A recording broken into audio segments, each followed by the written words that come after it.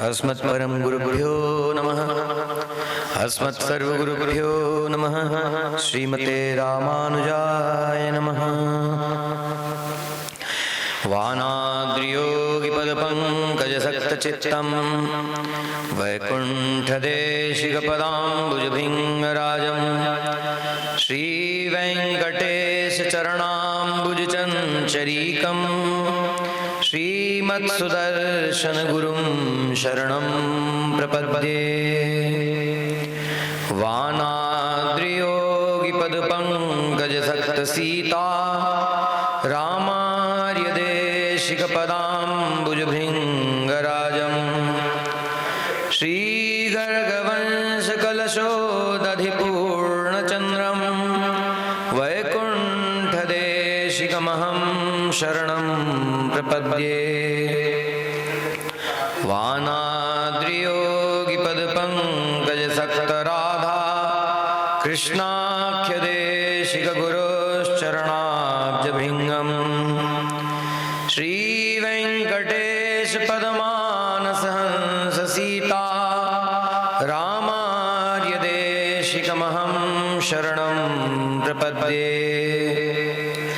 लक्ष्मीनाथसमारम्भां नाथयामुनमध्यमाम् अस्मदाचार्यपर्यन्तां वन्दे गुरुपरम्पराम्। कन्याश्रवणसञ्जातं श्रीशेषाचलवासिनं सर्वेषां प्रथमाचार्यं श्रीनिवासमहं भजे। नीलातुङ्गस्तनगिरितटे सुप्तमदबोध्यकृष्णं पारार्थ्यं स्वं श्रुतिशतशिरसिद्धमध्यापयन्ति। सोच्छिष्टायां सृजनिकलितं या बलात्कृत्य भुङ्क्ते गोदा तस्यै नम इदमिदं भूय एवास्तु भूयः। कर्कटे पूर्वफाल्गुन्यां तुलसी काननोद्भवां पाण्ड्ये विश्वम्भरां गोदां वन्दे श्रीरङ्गनायकीं। वन्दे श्रीरङ्गनायकीं। श्रीमन्नारायण नारायण नारायण नारायण मधुसूदन गोविंद हरे।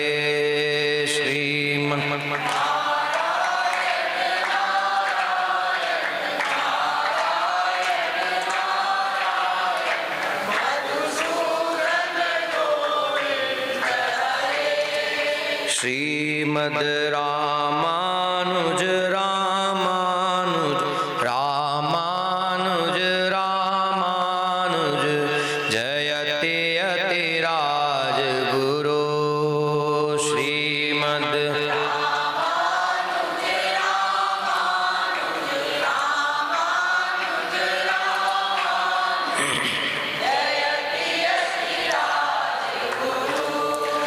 श्रीमन्नारायण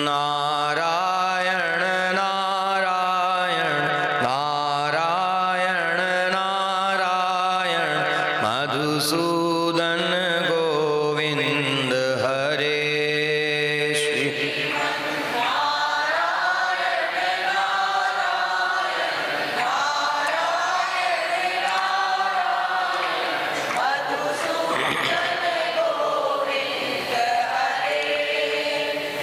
सभी एक साथ बोलना चालू कीजिए। नाम गान को गाना एक साथ चालू कीजिए। एक एक शब्द एक साथ उच्चारित होगा सभी का, तो और अधिक सुंदर लगेगा। श्रीमद् रामानुज रामानुज रामानुज रामानुज जयति यतिराज गुरो। श्रीमद्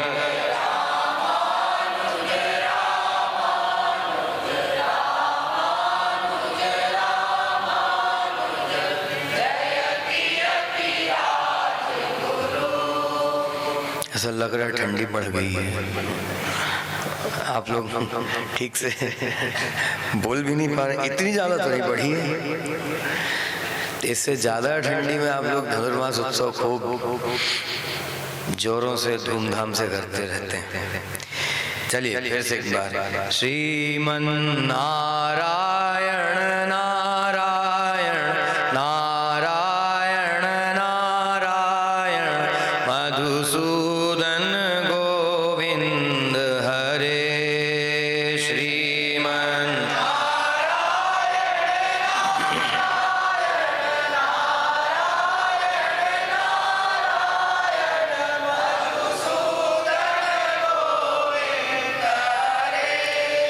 श्रीमद रामानुज रामानुज रामानुज रामानुज जयति यतिराज गुरु। श्रीमद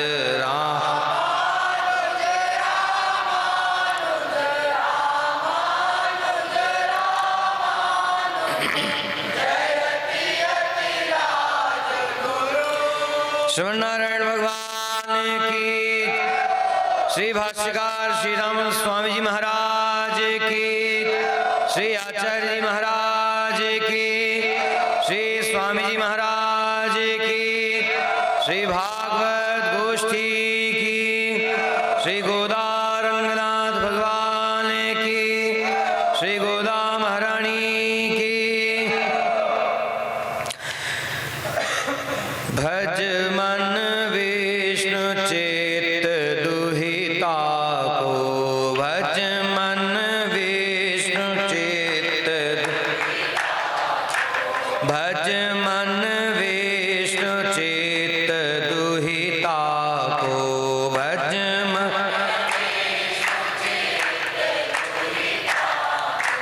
भज मन विष्णु चित्त दुहिता को, भज मन भज मन विष्णु चित्त दुहिता को,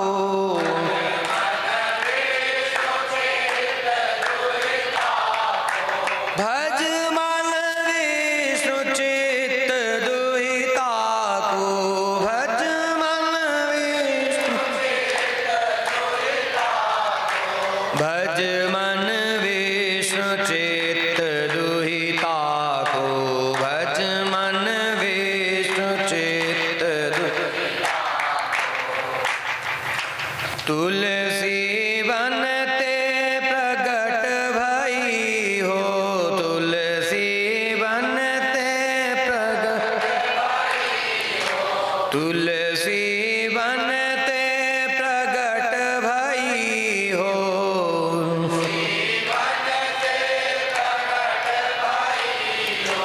जैसे जन्म भयो सीता को,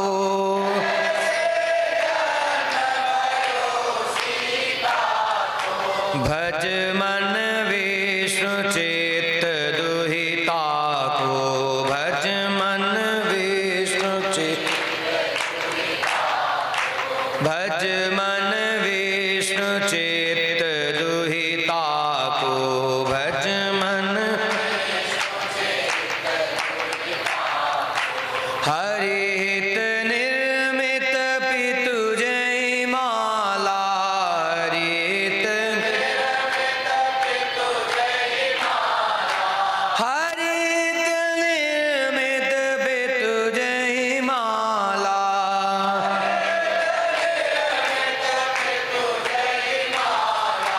हरिहित निर्मित पितु जय माला, हरिहित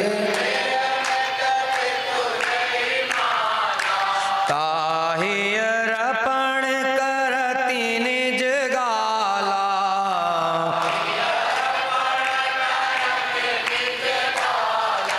ग्रहण करत दे नंद गोपाला, ग्रहण करत ग्रहण करत दे नंद गोपाला, ग्रहण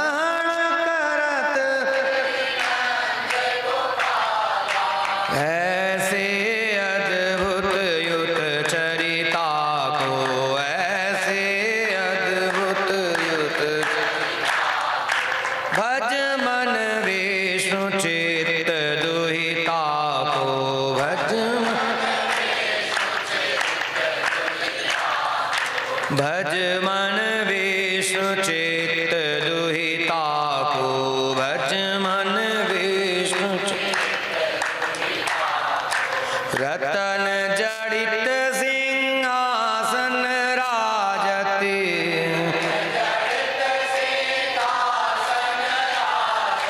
रतन जड़ित सिंहासन राजति,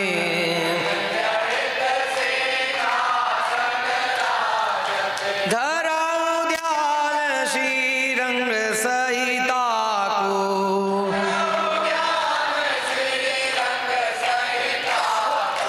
धराऊ ध्यान श्रीरंग सहिता को,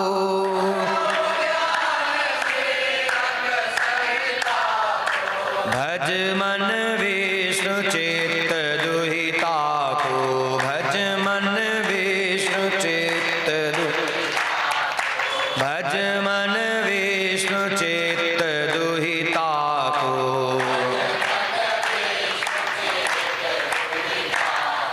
सीता राम दास की जननी,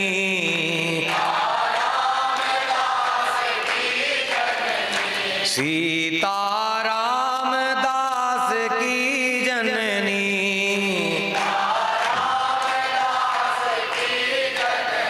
स्नान कराओ श्री विरजा को,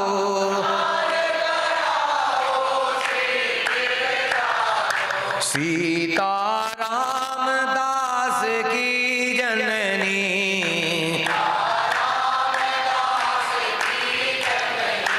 पार कराओ श्री विरजा को,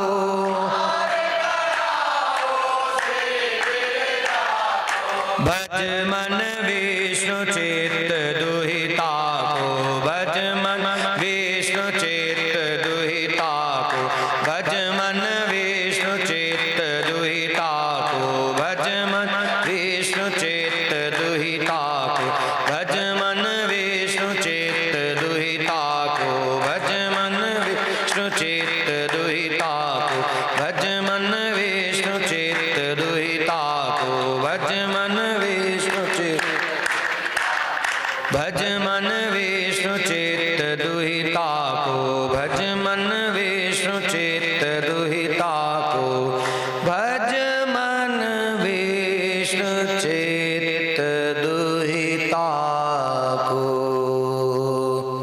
श्री गोदा महारानी की, श्री गोदा रंगनाथ भगवान की, लाल जी सरकार श्री वेंकट बाबू की, श्री भाष्यकार श्री राम स्वामी जी महाराज की, श्री आचार्य जी महाराज की, श्री स्वामी जी महाराज की, श्री भागवत गोष्ठी की। श्री गोदम्बा जी भगवान के अनेक दिव्य गुणों का, दिव्य चेष्टाओं का और भगवान के सुंदर नामों का स्मरण करते हुए, मंगलाशासन करते हुए, भगवान से अपने अकिंचनता के साथ अपने मनोरथ को, अपनी इच्छा को निवेदन की। भगवान से यह मांगा कि आपने कृपा कर हमारी शरणागति को स्वीकार किया है और यह हो जाने पर हमें वह सम्मान प्राप्त होना चाहिए जिससे आपकी ही यश कीर्ति और अधिक सभी लोगों के द्वारा गाई जाए। हमको यह सम्मान मिले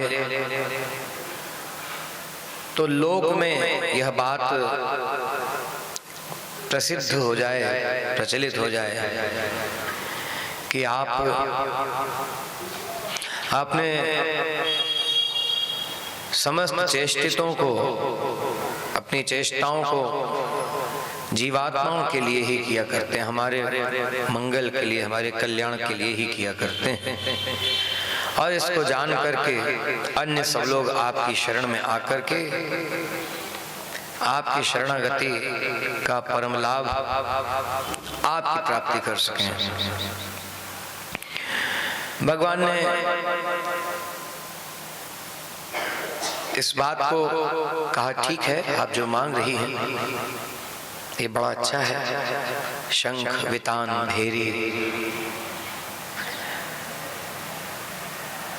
यह सब तो दिया, वस्त्र और आभूषण जो कल मांगे, क्षीरान्न मांगा। भगवान को गोदम्बा जी की यह याचना वाली वाणी, यह मांगने वाली वाणी बड़ी अच्छी लग रही है। जीवात्मा भगवान से कुछ न मांगे, शास्त्र में यह विधान बार बार है। सभी आचार्यों ने कहा इस बात को कि भगवान से कुछ मांगना नहीं, लेकिन यहाँ तो गोदम्बा जी मांग ही रही है और भगवान को ये अच्छा भी लग रहा है। जबकि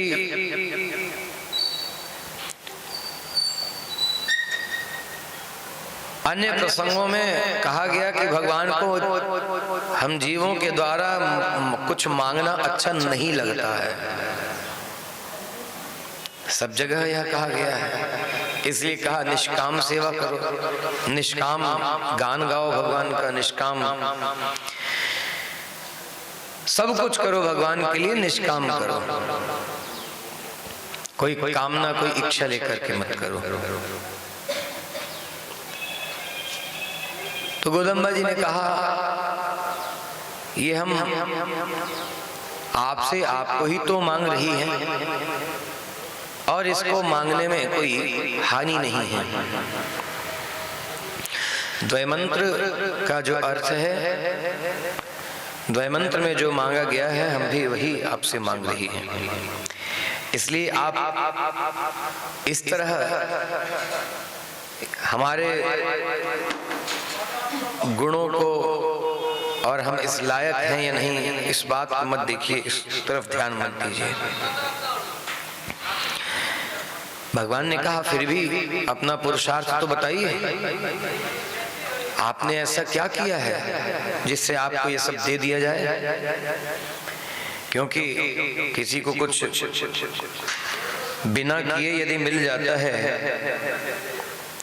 तो क्या होता है, मतलब परिश्रम, मेहनत न करनी पड़े, जिस वस्तु को पाने के लिए वो ऐसे ही मिल जाए, उसका महत्व नहीं होता, उसकी वैल्यू नहीं होती है। क्यों दे दिया जाए आपको? आपने क्या ऐसा किया है? गोदम्बा जी ने कहा हमारे पास कुछ भी नहीं है, हम क्या बताएं आपको। फिर भी आप यदि सुनना ही चाहते हैं, आप आज्ञा कर रहे हैं, तो हम आपसे निवेदन करती हैं। क्या निवेदन कर रही हैं गोदम्बा जी? आज की गाथा इस प्रकार है। धेनूनाम पश्चात गत्वा वनम प्राप्य भुंजामहि ज्ञानेन किंचिदपि हीन गोपकुले तव जन्म प्राप्ति नुगुण पुण्येन वयम युक्ता न्यूनतया किंचिदपि विहीन गोविंद त्वया सह संबंध तस्माकमत्र निवर्तनेन निवर्तनीयो ज्ञानी बालाभिस्माभिः प्रीत्या त्वाल्पनाम आह्वानेऽपि कृते कोपं मा कुरु स्वामिन् त्वं देहि परिकरं भो जानीतास्मि छन्दः।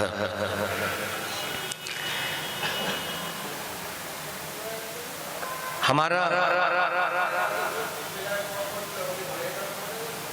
ऐसा कोई गुण नहीं है और ना कोई हमारा ऐसा साधन है जो हमने किया हो, क्योंकि वो साधन करेगा कौन? जिसको ज्ञान हो कि क्या साधन करना है। आप आपको प्रसन्न करने के लिए क्या करना चाहिए, ये तो हमको मालूम ही नहीं। यदि मालूम हो तो हम कहें कि हाँ हमने ये किया या नहीं किया, हमें मालूम ही नहीं है, ज्ञान ही नहीं है उस बात का। इसलिए अपना स्वरूप किस प्रकार बता रही है, धेनु नाम पश्चात गत्वा वनम प्राप्य। धेनुओं के पीछे चलती हैं हम तो, गायों के पीछे चल करके जाना,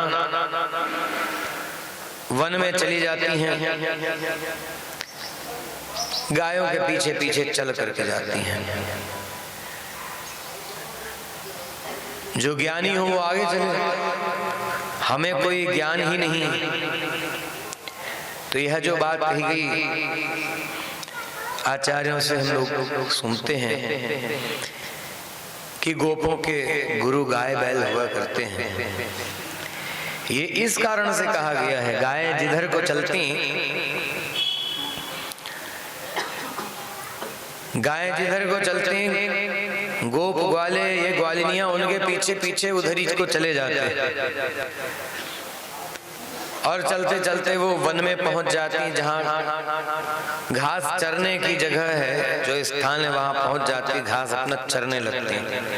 जब गाय चरने लग जाती, चारा खाने लग जाती, तब ये गोप ग्वालिनियां ये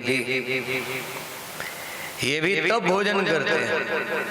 इसलिए कहा वनम प्राप्य भुंजामहि, वन में चले जाते, वो चरने लगते तो हम भी भोजन कर लेते। और चरने के बाद गाय क्या करती, थोड़ा देर बैठती, विश्राम करती, हम भी बैठ जाते हैं। फिर गायें उठ करके चलने लग जाती, इधर उधर घूमती, चारा चरती हैं, बस हम भी उनके पीछे पीछे घूमते रहते हैं। फिर वो शाम को लौट करके अपने स्थान को चली आती, उनके पीछे पीछे हम भी चले आते। वो गोष्ठ में जाती और हम, वो गोष्ठ कहाँ है, उसी घर का, उसी रहने के स्थान का एक भाग वो भी है जो गोष्ठ है, तो वो वहां जाकर के रहती हैं, हम भी वहीं रह लेते। और ऐसा भी जरूरी नहीं कि बिल्कुल किसी ऐसे भवन में जाकर के अलग से रहते हैं, वहीं रह लेते, कहीं गाय बैलों के बीच में बैठ करके वहीं कुछ कर लेते। गायें स्नान नहीं करती, हम भी नहीं करते, ऐसा हमारा आचरण है। तो शास्त्र जो बहुत विधि निषेध बताते हैं, वो विधि निषेध हमारे पास, हमारे आचरण में कुछ भी नहीं है, जरा भी नहीं है। नहीं है मतलब इसको सुन करके नहीं समझ पाने के कारण यदि ऐसा कहें कि नहीं ठीक है, फिर जैसे मन चाहे वैसे भगवान की सेवा करें, ऐसी बात नहीं, ये भ्रम नहीं करना चाहिए। मतलब ये है कि धेनु नाम पश्चात गत्वा कहा, वो गाय बैल जैसे चलते उनके पीछे हम चला करते हैं। और गाय किसको कहा गया है, पिछली गाथाओं में ये शब्द कई बार आ गया। तो आपने सुना है कि गाय किसको कहा गया, आचार्यों को कहा गया। शास्त्रों में, ग्रंथों में, पुराणों में जो विधि निषेधात्मक आज्ञाएं हैं, जो शासन है, उसका पालन किस प्रकार से हो, बहुत बार ये बात पूछी जाती है कि ये सब इतना विधि निषेध आज के समय में इस कलिकाल स्थिति में कैसे बन सकेगा, हम लोगों से कर पाना संभव नहीं है। इसमें कलिकाल के दोष की बात नहीं है, काल धर्म अपनी जगह है ही, उसकी स्थिति रहेगी, उसको नकारा बिल्कुल नहीं जा सकता। तो काल अपना काम कर रहा है, समय अनुसार लोगों के बुद्धि, विचार, आचरण, इन सब में बदलाव हो गया। और ये स्वाभाविक है, इसमें कोई चिंता की डर की बात नहीं है। किस लिए चिंता की डर की बात नहीं है, ये गोदम्बा जी के वचनों से ही यहाँ पर हमको जानने को मिलता है। डर किस कारण से नहीं है, इसको आगे हम लोग चिंतन करेंगे। बहुत लोग ये कहते सुने जाते हैं कि वैष्णव इसलिए नहीं होते कि वैष्णवों की नियम मर्यादा बहुत है, बहुत नियम पालन करना होता है, कठिनाई है। ये तो एक भ्रम है कि बहुत कठिनाई है वैष्णव नियम पालन करने में। क्या कठिनाई है? एकमात्र भगवान के शरण होकर के रहो, एकमात्र भगवान के बन करके रहो, इसमें कठिनाई कहाँ, इसमें सरलता है। बहुत देवों को पूज करके मना करके उनको संतुष्ट करके कुछ पाना जो संसार की सीमा तक है, बहुत करके संसार का पा लेना ये कठिन है, या प्रेम पूर्वक भगवान की सेवा कैंकर्य करते हुए जीवन व्यतीत कर विरजा नदी के उस पार भगवान के धाम जाकर के सदा के लिए भगवान की सेवा में संलग्न हो जाना, ये कठिन है। क्या कठिन है? बहुतों को मनाना, बहुतों को संतुष्ट करना, या एकमात्र भगवान को जो कि स्वयं ही संतुष्ट हो जाते हैं, आचार्यों की कृपा से संतुष्ट हो जाते हैं, राम स्वामी जी की आज्ञा से संतुष्ट हो जाते हैं। कहिए इसमें क्या सरल है? दूसरा वाला सरल है। आप लोगों को समझ में नहीं आया? तो बोलो। ऐसे शांत होकर के बैठे जैसे पता नहीं है क्या सुनाया जा रहा है। कोई डर की चिंता की बात कही क्या हमने? नहीं। तो फिर इतना कौन से सोच विचार में हो? क्या घर में कुछ ऐसा करके आए हो जो जाने के बाद डांट पड़ने वाली है?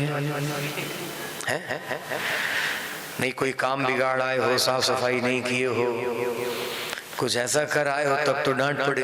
कौन डांटे? आजकल कोई डांट सकता है? कोई किसी को नहीं डांट सकता आज के समय में।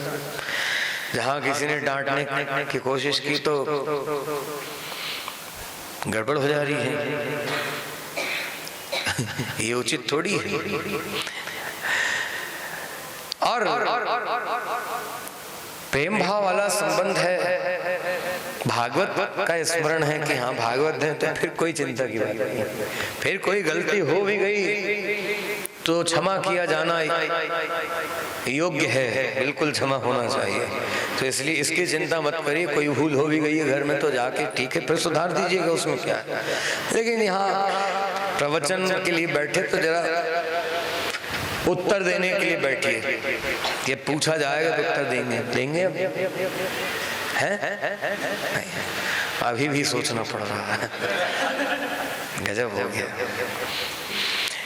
चलिए कोई बात नहीं।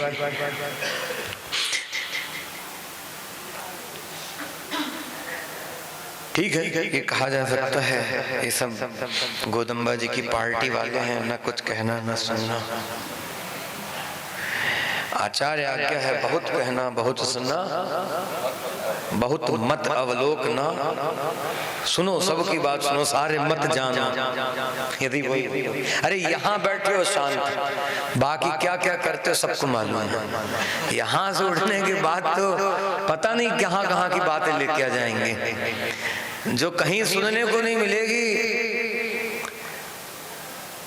जो कहीं सुनने को नहीं मिलेगा वो भागवतियों के बीच में मिल जाएगा।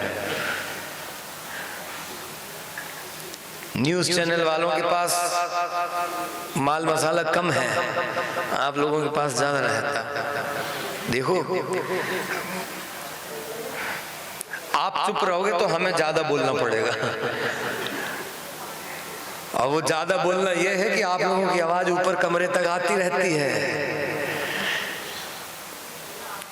जैसे गोदम्बा जी ने नहीं भगवान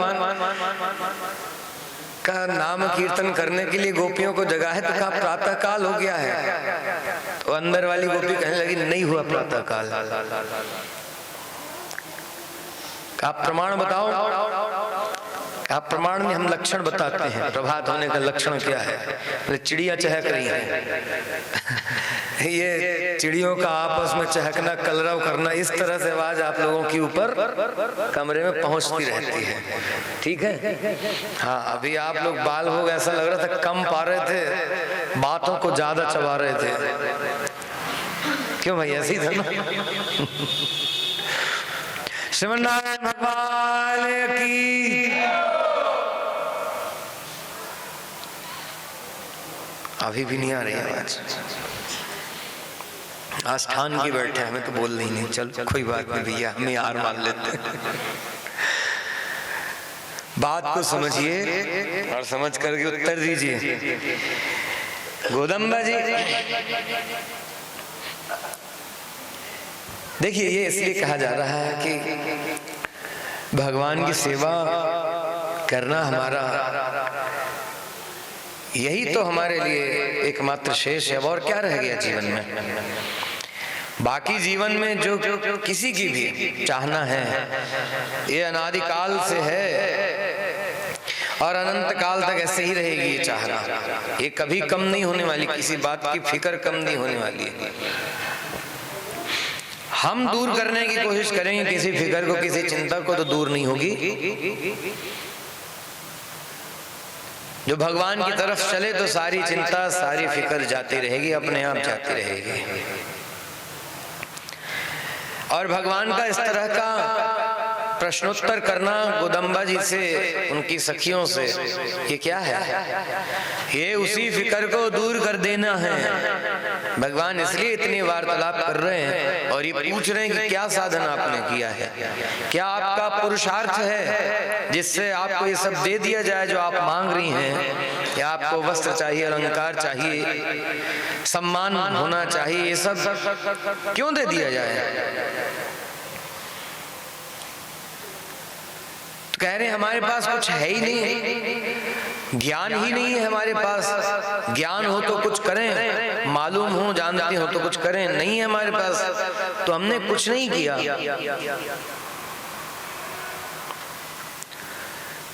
और ऐसे कुछ नहीं करने वाला मौन, जैसे सब एकदम मौन होकर के बैठे हुए हैं, ये कुछ नहीं करने वाला मौन नहीं। जब पूछा जा रहा है तो उत्तर देना पड़ेगा।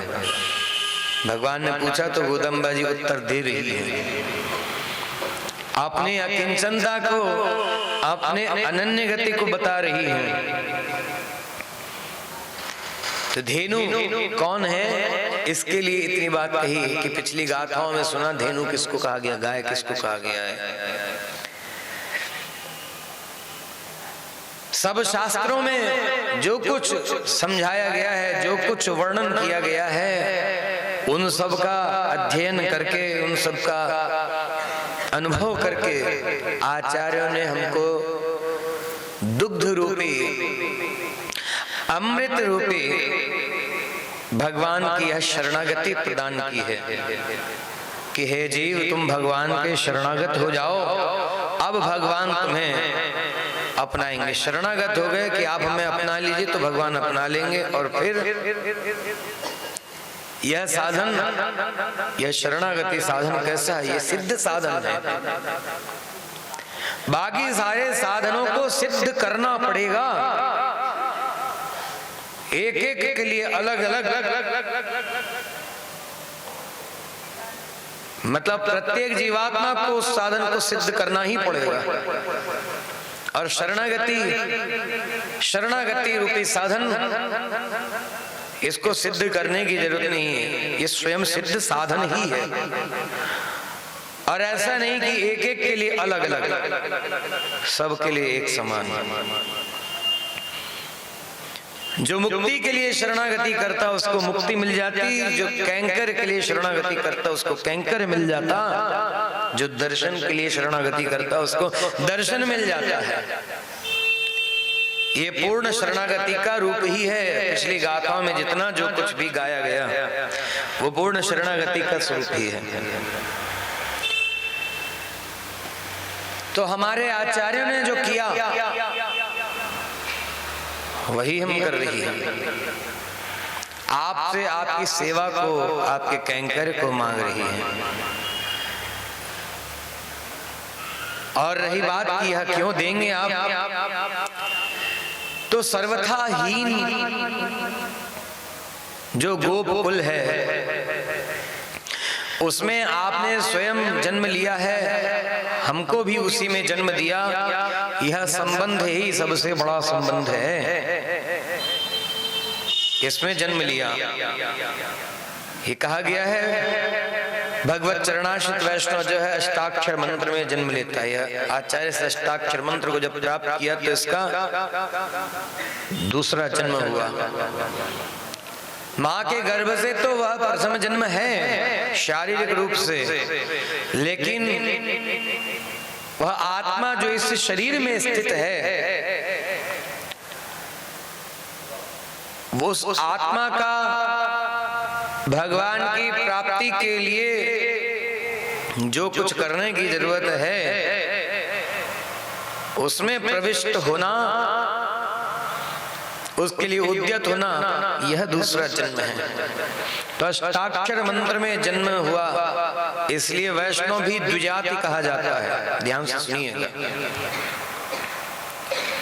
दूसरी बार जन्म होता है, जो चेतन वैष्णव हुआ उसका जन्म दूसरी बार होता है, इसलिए द्विजाति कहा जाता है।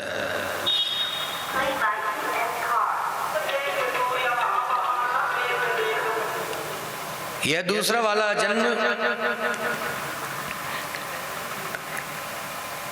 इसमें जन्म लिया तो किस प्रकार बताया गया है। भगवान और जीवात्मा का संबंध जो है इस अष्टाक्षर मंत्र से हुआ।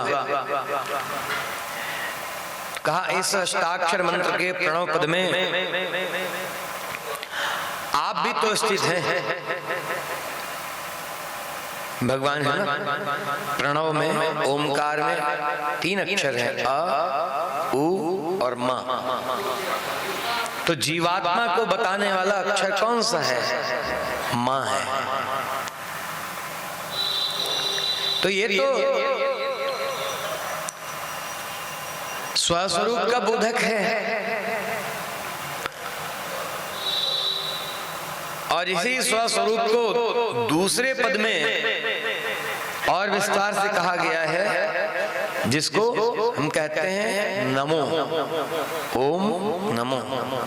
तो ये दूसरा पद जो है प्रणव के इन 3 अक्षरों का ही विस्तार आगे के पदों में है।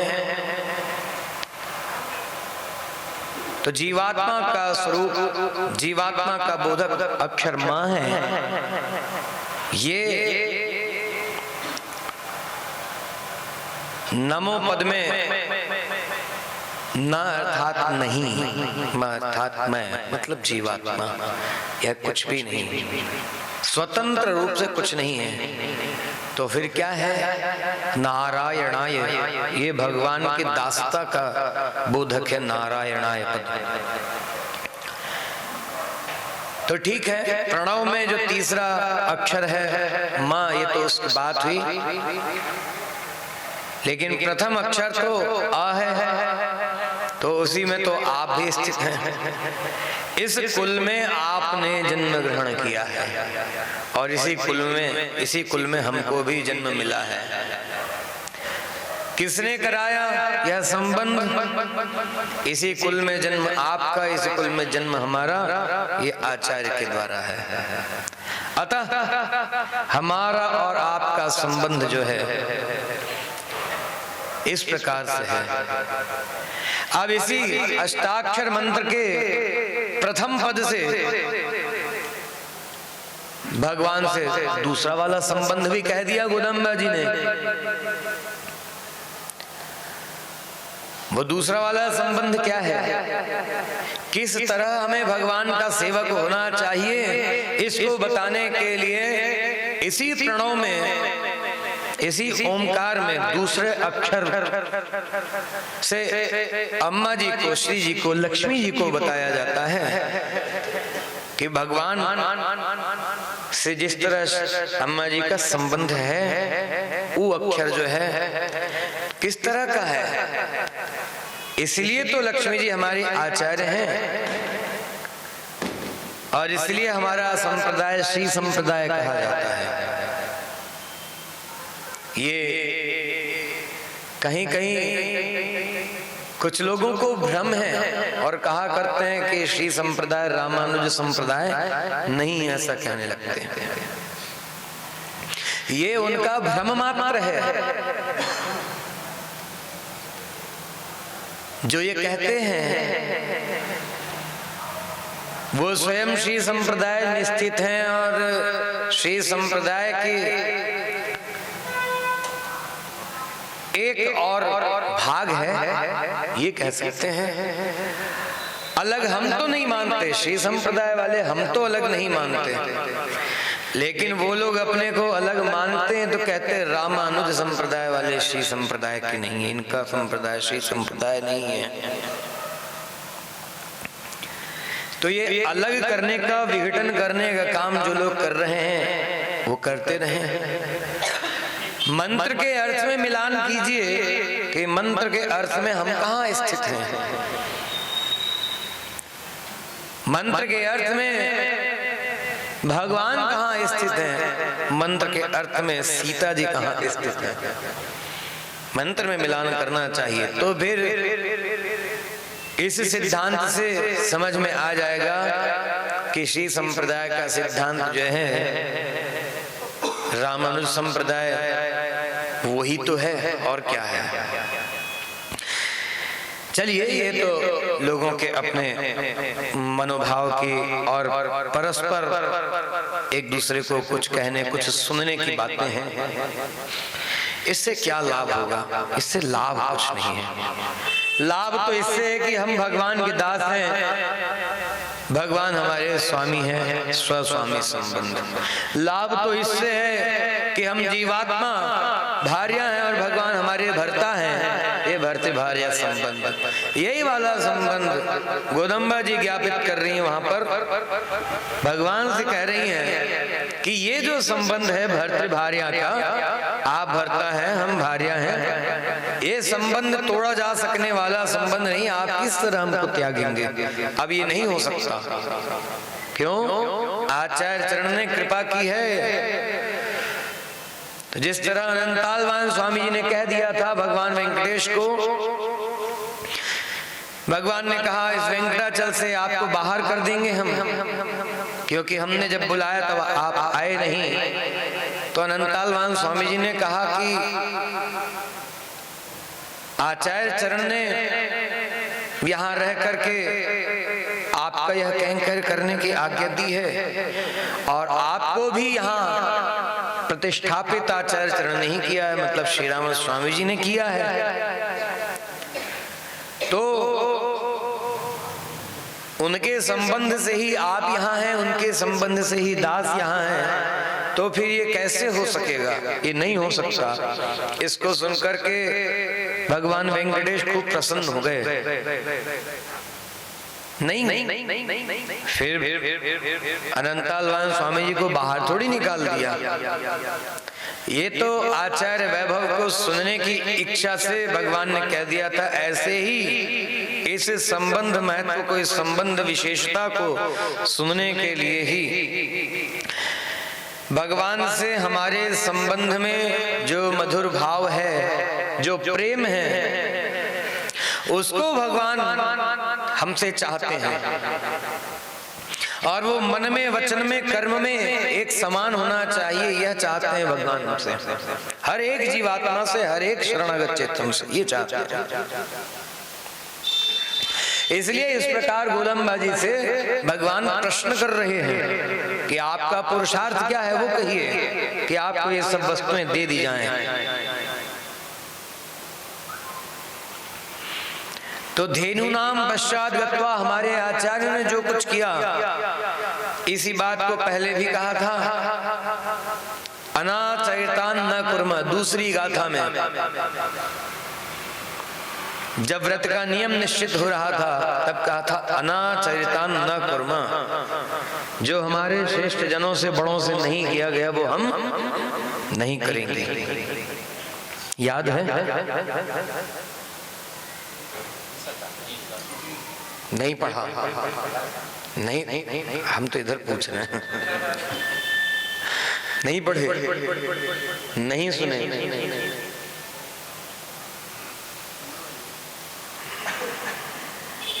गड़बड़ है। नहीं सुने ना? सुने होते तो बिल्कुल एक बार में कह सकते थे हाँ सुना।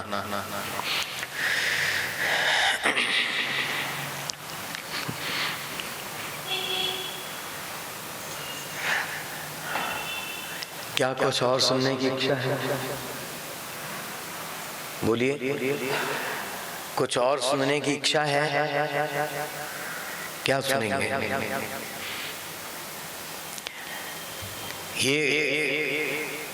यही कथा है।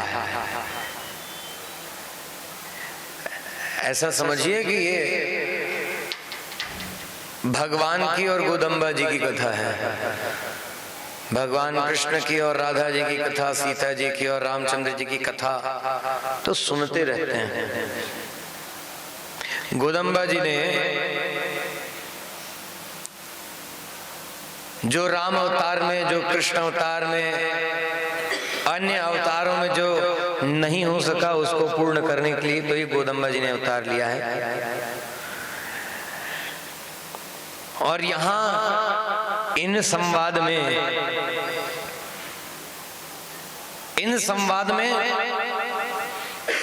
आचार्य के संबंध को बड़ा महत्व देकर के बताया गोदम्बा जी ने। श्रीमन्नारायण भगवान की, श्री भाष्यकार श्री राम स्वामी जी महाराज की, श्री आचार्य जी महाराज की, श्री स्वामी जी महाराज की।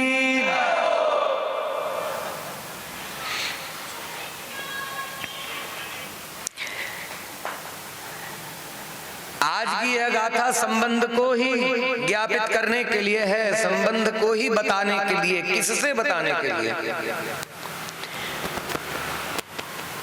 भगवान ने ये विचार किया कि ये जो कुछ मांगा जा रहा है ये तो क्या है?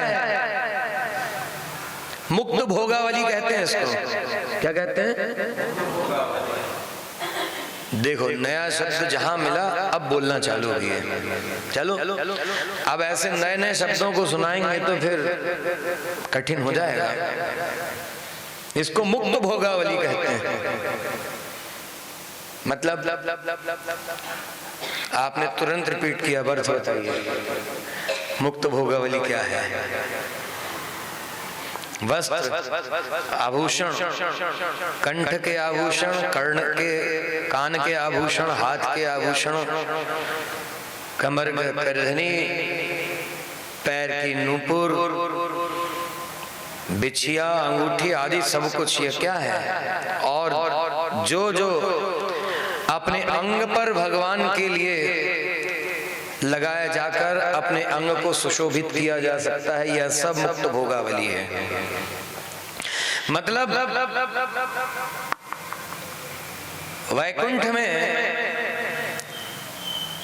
वैकुंठ में जो भगवान के प्रसाद वस्तुएं प्राप्त होती हैं, किसको?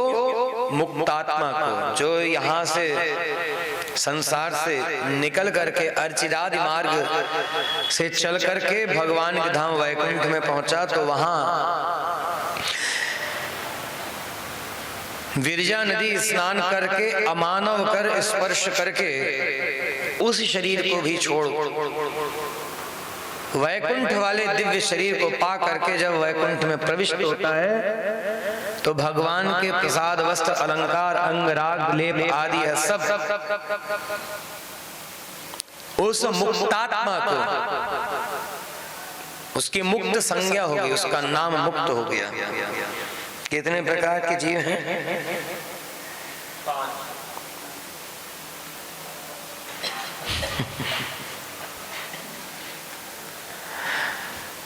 5 चलो ठीक है, आप दो सबकी तरफ से उत्तर। 5 के नाम बताइए। बोल दो, आप ही बोल दो। अच्छा सॉरी, हम भूल रहे थे कि आप लोगों को याद दिलाना पड़ता है। नित्य मुक्त बद्ध केवल, कैवल्य नहीं, कैवल्य लोक का नाम है, केवल जीव का नाम है। हाँ, कैवल्य लोक में रहने वाले का नाम केवल है। केवल और कैवल्य अलग अलग।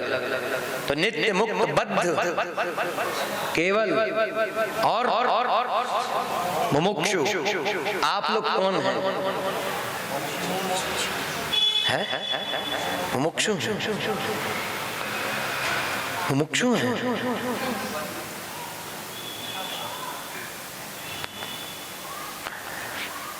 नहीं, सबकी तरफ से बोलना है तो पहले कहो कि हम सबके प्रतिनिधि हैं।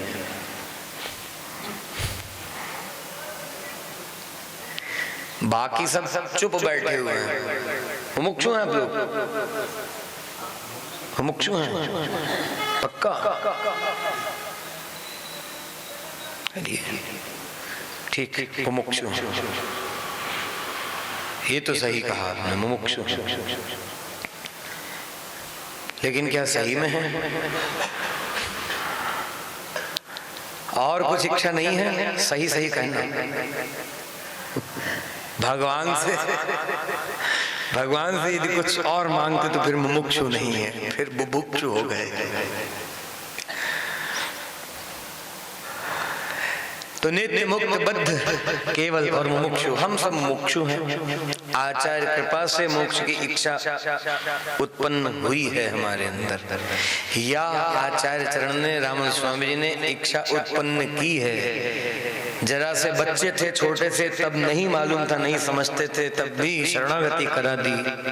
और फिर शरणागति होने के बाद कृपा करके कुरे स्वामी जी का एक बड़ा सुंदर प्रसंग आया वार्तामाला में। कुरे स्वामी जी के एक मित्र थे। बहुत लंबे समय के बाद, बहुत जीवन का बहुत बड़ा भाग बीतने के बाद उनको लगभग बुढ़ापे में पुत्र प्राप्ति हुई। जैसे दशरथ जी बूढ़े होने के बाद भगवान पुत्र रूप में मिले, तो कुरे स्वामी जी के जो मित्र थे, बाल्यकाल के मित्र, उनको पुत्र की प्राप्ति हुई।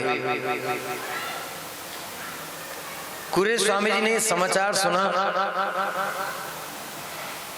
तो भगवान के समक्ष जाकर के भगवान का मंगला शासन किया। वहां से निकल करके जिस गांव में कुरे स्वामी जी के वो मित्र रहते थे, उस दिशा की तरफ कोई वैष्णव जा रहे थे। उनको रोका और अपने मित्र उन महात्मा के पुत्र के विषय में कुछ बात कही। भगवान से उनके लिए मंगला शासन करके आए थे। और उसके बाद जब कभी कभी उधर जाने वाला कोई दिखता तो उनसे बात करते और अपने मित्र के उस पुत्र के बारे में पूछते। एक दिन अम्मा जी ने पूछा कुरे स्वामी जी से कि आप क्या करते हैं? बार बार उनके विषय में आप पूछा करते हैं लोगों से, इसका क्या कारण है? तो कुरे स्वामी जी ने कहा कि एक वार्ता हमने उस पुत्र के लिए कही थी, मतलब उनको जाकर के सुना देना ये बात कही थी, बस यही जानना चाहते हैं वो अब कैसा है पुत्र।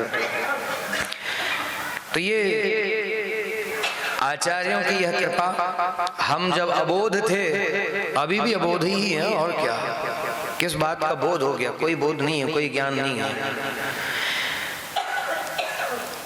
और ज्ञान नहीं है तो ही भगवान के अपनाने योग्य हैं। ज्ञान हो जाए तब तो फिर, इसलिए गोदम्बा जी कह रहे हैं हमारे पास कोई ज्ञान नहीं है, कुछ भी हमें मालूम नहीं। जो हमें मालूम हो तो हम साधन करें, नहीं मालूम इसलिए नहीं कर सकती कोई साधन, तो सर्वथा ज्ञानहीन है।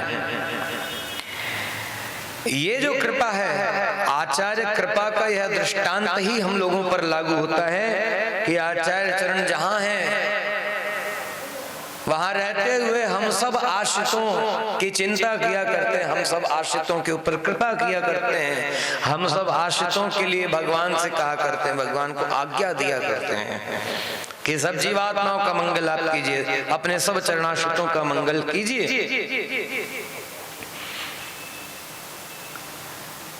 और इस तरह मानना चाहिए कि आचार्य कृपा से ही हमारा यह वैष्णव जीवन चल पा रहा है। वैष्णव स्वरूपानुष्ठान किंचित मात्र भी हमारे अंदर है, जरा भी, तो ये आचार्य की कृपा के बिना नहीं चल रहा है। भगवान की सेवा न कर सकेंगे हम।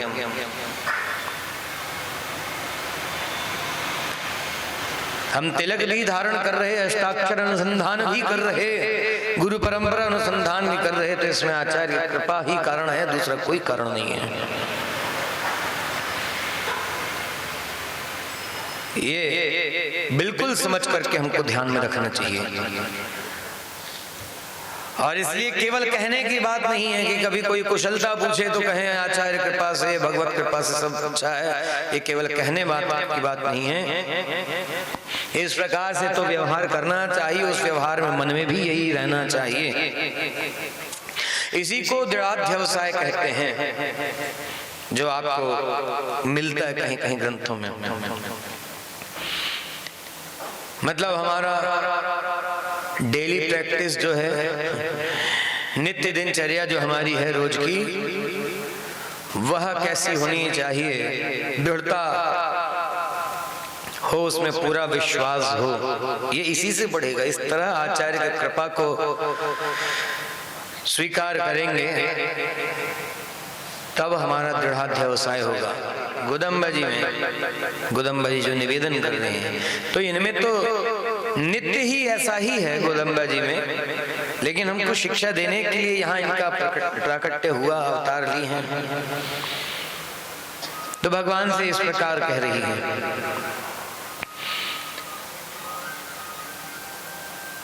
यामुनाचार्य स्वामी जी ने जो कहा है, न धर्मनिष्ठोस्मि न चात्मवेदी न भक्तिमां स्वच्चरणारविंदे अकिंचनो अनन्यगति शरण्यम। हमारे पास न ऐसा धर्म है न निष्ठा है, धर्म में भी निष्ठा हमारी नहीं है। इसलिए पूछा क्या हम वास्तव में मुमुक्षु हैं? अबोध होते हुए भी जिस समय अभी तो सुन करके समझ पा रहे हैं या नहीं समझ पा रहे, कम से कम सुन पा रहे हैं, लेकिन जब बिल्कुल छोटे से बच्चे थे, कुछ नहीं समझ सकते थे, उस समय भी शरणागति करा दी गई। और वह शरणागति कराने के बाद अपने प्रत्येक शिष्य की चिंता करना यह आचार्य का स्वरूप है, ये उनकी महान कृपा है। हम नहीं जान पाते उसको, लेकिन आचार्य के चित्त में, आचार्य के हृदय में अपने हर एक शिष्य का चिंतन हुआ करता है।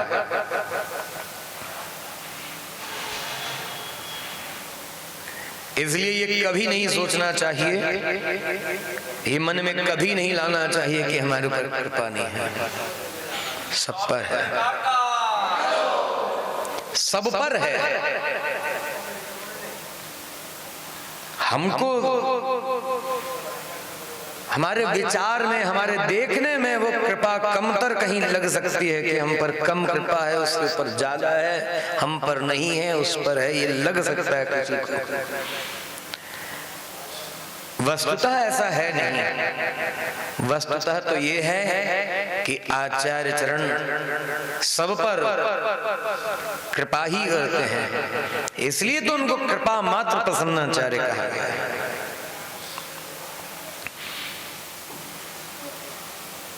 कृपा मात्र प्रसन्नाचार्य श्री राम स्वामी जी को सर्वप्रथम कहा गया, और उनके बाद से तो परंपरा ही कृपा मात्र प्रसन्नाचार्य की चल रही है।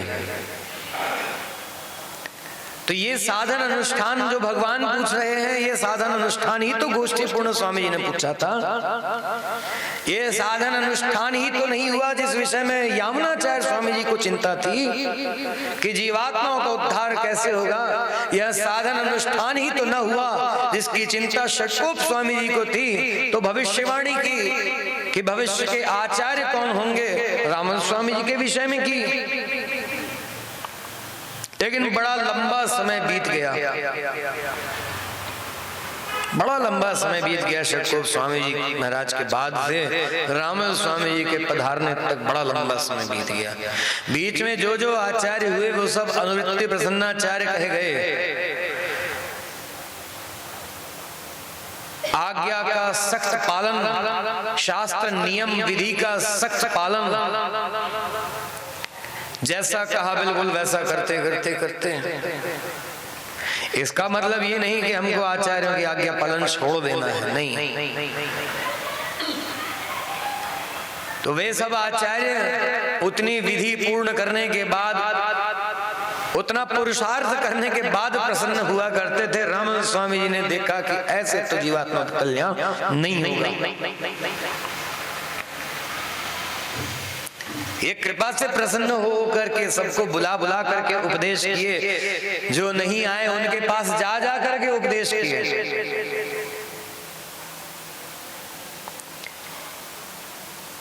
ऐसी ये धेनु, ऐसी गाय हमारे आचार्य जन हैं। यही गोदम्बा जी भगवान से कह रही हैं, साधन के नाम पर हमारे पास नहीं है कुछ, लेकिन आपने जिस कुल में जन्म लिया है वहीं हमको जन्म दिया है। तो अष्टाक्षर मंत्र के प्रथम पद में प्रथम अक्षर वो आपका स्वरूप है और तृतीय अक्षर वो हमारा स्वरूप है। लेकिन द्वितीय अक्षर ऊ जो है भगवान का और श्री जी का संबंध जो है, भगवान से कह रहे आपका और श्री जी का संबंध जो है। लक्ष्मी जी कौन है? भार्या हैं, आप भर्ता हैं। तो उन लक्ष्मी जी के समान ही हमारा भी तो क्यों? लक्ष्मी जी ने जो बार बार बताया कैसे रहना, सदा सेवा के लिए लालायित रहना, सेवा करते रहना और सेवा के लिए लालायित रहना, कुछ और चाहना नहीं करना। तो जहां कहीं भगवान का वर्ण करने की बात आई, जैसे समुद्र मंथन में, तो समुद्र मंथन में लक्ष्मी जी प्रकट हुई, हाथ में माला लेकर के प्रकट हुई। तो लक्ष्मी जी ने किन्हीं और की तरफ देखा भी नहीं, अपनी माला सीधे जा करके भगवान के कंठ में ही पहनाई।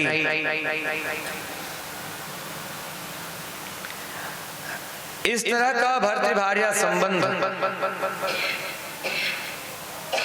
अब जब लक्ष्मी जी इस तरह शिक्षा प्रदान कर रही हैं और आप उनको जिस तरह से अपनाए हैं शरणागति करने पर,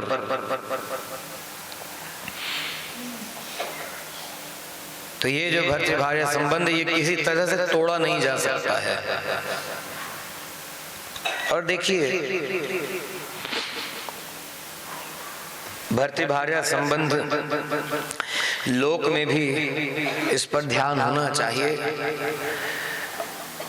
आज के समय में ये शिक्षा बहुत ज्यादा प्रासंगिक है, बहुत ज्यादा।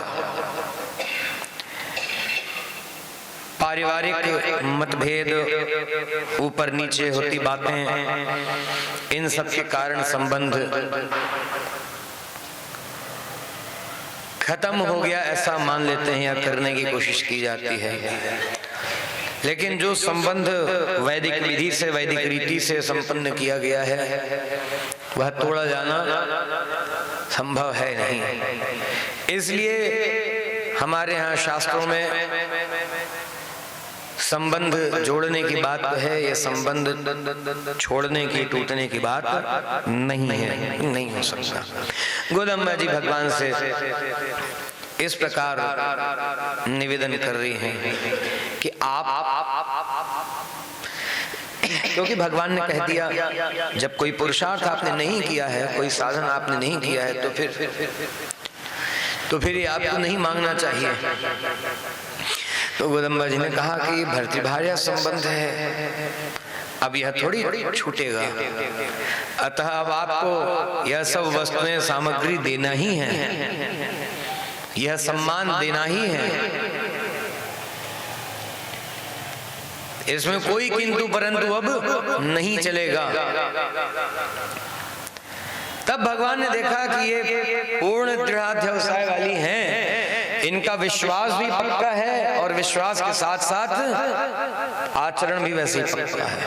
अभी कहीं जाएंगी नहीं, कह दिया गोदम्बा जी ने, हम कहीं जाने वाली ही नहीं है, यहीं आपके चरणों में ही रहेंगी। भगवान अभी आगे कुछ और सुनना चाहते हैं। अच्छा विचार कीजिएगा, कभी कोई ऐसे परिस्थिति आती है तो लोग कह दिया करते भगवान हमारी परीक्षा ले रहे हैं। यहाँ भगवान और गोदम्बा जी के संवाद में कहीं परीक्षा नहीं है, ये तो भगवान ने स्पष्ट ही बताया है। जैसे गोपियों को कहा था, उद्धव जी से जब संदेश भिजवाया तो क्या कहा था कि मैं आकर के नहीं मिल रहा हूं इसलिए कि आपके अंदर हमारी स्मृति और अधिक बनी रहे और यह हमारा आपका संबंध, यह लगाव और अधिक मजबूत हो जाए, इसके लिए। तो भगवान एक बार दर्शन दे देते, सेवा दे देते, फिर कभी नहीं होता, फिर और। लेकिन इसके लिए भगवान को दोष देकर के पीछे हट जाना, दूर हो जाना, ये गलत है। जब लगने लगे कि सेवा नहीं कर पा रहे हैं, तब भगवान से और अधिक इस निवेदन को और बढ़ा देना चाहिए, निवेदन और ज्यादा करना चाहिए। फिर श्रीमन नारायण भगवान की।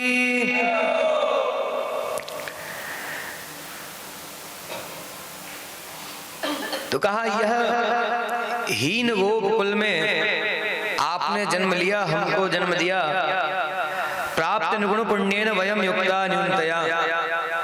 कोई मतलब साधन पूर्ण होने की सीमा की बात नहीं कही गई कि अभी और इतना बाकी है या इतना और करना था, ये नहीं। भगवान ने देखा ये कर पाना संभव नहीं इनके लिए, तब क्या कहा, तब क्या किया भगवान ने,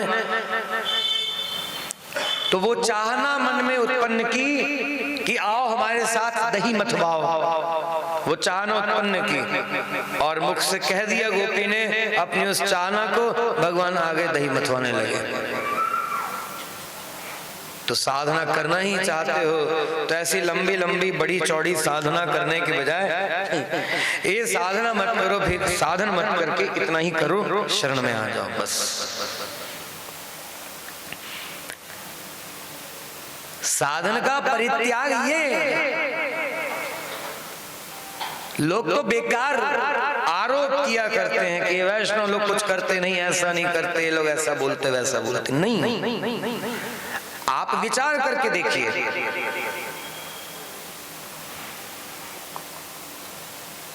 कितने जन्म की, कितने युग की साधना है, ये गिनती युगों की और जन्मों की जा सकती है, लेकिन जब वो वादी विधि किसी शास्त्र से मिलाएंगे कि इतने मिनट, इतने क्षण, इतने वर्ष और इतने जीवन होने चाहिए, तो कितने बीत गए कोई बता सका कि कितने जन्म बीते। इन गोपियों के विषय में कहा कहीं कि इतने जन्म के बाद इनकी साधना पूर्ण हुई, कहीं किसी का मिला भी, तब भी अंत में यही बात आई कि भगवान ने जाकर के उसकी मटकी उठा दी, भगवान ने जाकर के उसका दही मत दिया, भगवान ने जाकर के उसके लिए आंगन लीप दिया, भगवान ने जाकर के उसकी रोटी बनवा दी, भगवान ने जाकर के उसका गोदोहन करवा दिया, जा करके तो ये जाना कौन करे, जीवात्मा तो अनंत काल से करता आ रहा है, भगवान जब गए तब हुआ पूर्ण। वही बात खत्म ना, वहां रहा किसी का। अब कितना ही माथा लड़ा लो, कितना ही ऊपर नीचे सिर कर लो, कितना ही कुछ भी कर लो, खूब ढूंढोगे शास्त्रों में कि किसने कितने जन्म किया, तो जन्मों की गिनती भले मिल जाए, ये नहीं मिलेगा कि इतने जन्मों में साधना पूरी हो गई थी तो भगवान मिले। वो बड़ा कठिन है।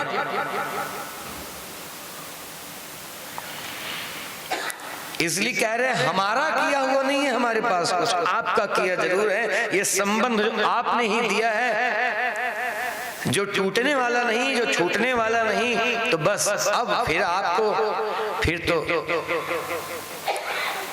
जब हम आपकी भार्या हैं और आप भर्ता हैं, तो भर्ता का मतलब है भरण पोषण करने वाला, सारी जरूरत को पूरा करने वाला। तो अब पूरा कौन करे? जब भर्ता ही आप हैं तो पूरा कौन करेगा? आप ही करेंगे, और कौन करेगा? इसलिए हमारा किया हुआ हमारे पास कुछ नहीं,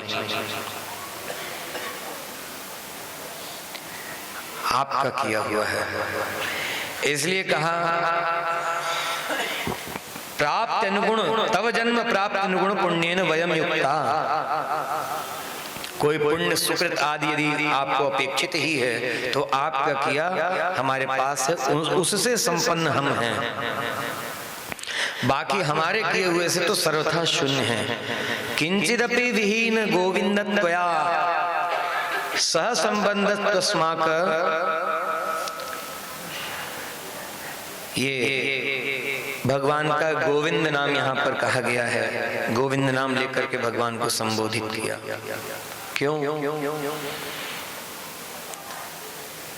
भगवान ने कहा अच्छा ठीक है, चलिए आप संबंध बता रहे हैं। भगवान ने दृढ़ाध्यवसाय देख लिया, दृढ़ विश्वास देख लिया, और जो ही गोविंद नाम कहा कि हे गोविंद, इस कारण आपको हमें अपनाना है, इस कारण हमें हमारे सारे अभिष्ट की पूर्ति आपको करनी है। तो कहा यह गोविंद नाम तो आप अभी कह रही हैं, इसके पहले तो आपने नहीं कहा गोविंद नाम, इस नाम से तो संबोधित नहीं किया हमको। क्यों? इसके पहले कौन कौन से नाम गाए थे? भगवान के परत्व सूचक नाम नारायण को गाया, व्यूह स्वरूप वाले उसकी सूचना करने वाले नाम को गाया, क्षीर सागर में शयन करने वाले, इस तरह से कहा। फिर उसके बाद विभव रूप में कृष्ण नाम आ गया, राम नाम आ गया, वामन नाम आ गया, त्रिविक्रम आ गया, अन्य नाम आ गए। ये गोविंद नाम। तो गोविंद क्यों कहा? गोविंद इसलिए कहा कि आपका नाम है गोविंद, का अर्थ है हम गोपियां हैं और आप गोप हैं। तो गोप और गोपी, ये गोप कुल में जो भर्तृ भार्या संबंध होता है, तो आपके संबंध से ही हम गोपी हैं। आप गोप हैं, हम गोपी हैं, तो इस संबंध की पूर्णता वो आपसे ही होगी।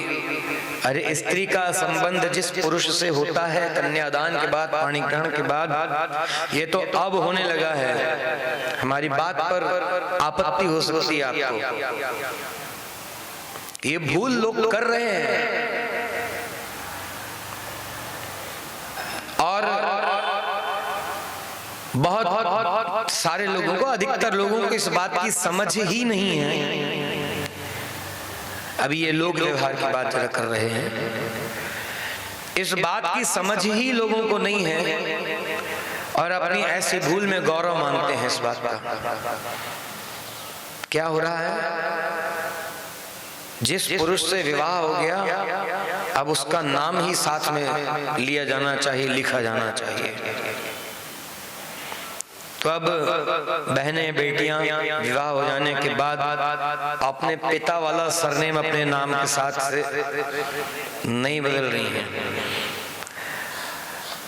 पति का सरनेम लगे या न लगे ये विकल्प है, इस विकल्प को अपना रही हैं, लेकिन पिता वाले सरनेम को नाम के साथ से नहीं हटाया जा रहा, जबकि इसका पूर्ण शास्त्रीय विधान इस प्रकार है कि जिस पुरुष से संबंध हुआ उसके उस गोत्र से जाना जाएगा। तो पिता का जो सरनेम नाम के साथ लगता है, नाम के पीछे पिता का जो सरनेम लगता है वो गोत्र का परिचायक है, किस कुल के हैं उस कुल का परिचायक है, कुल का परिचय देने वाला है।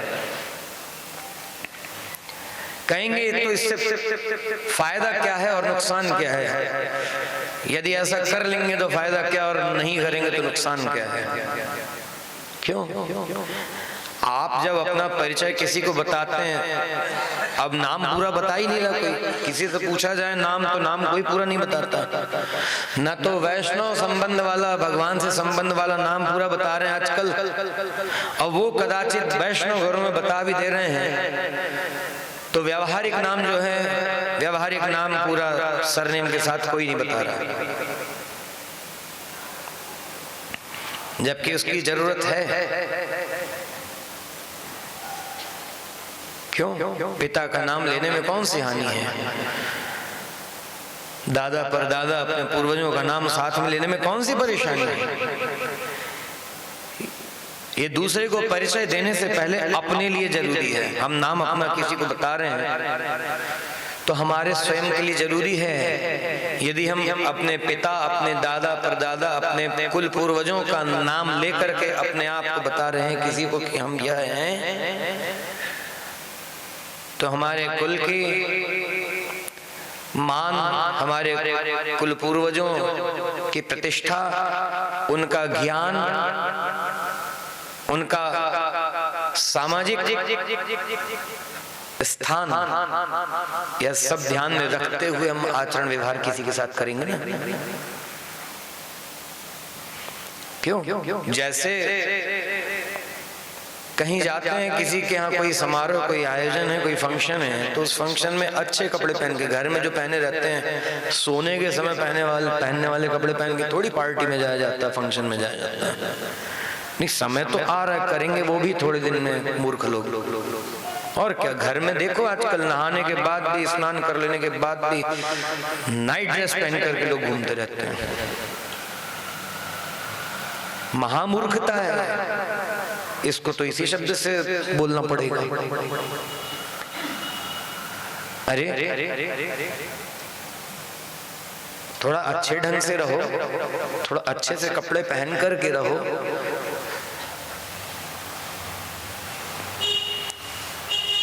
जब कहीं जाएंगे, किसी से मिलने के लिए जाएंगे, तो बोले ऑफिस जाने वाला ड्रेस कोड ऐसा है।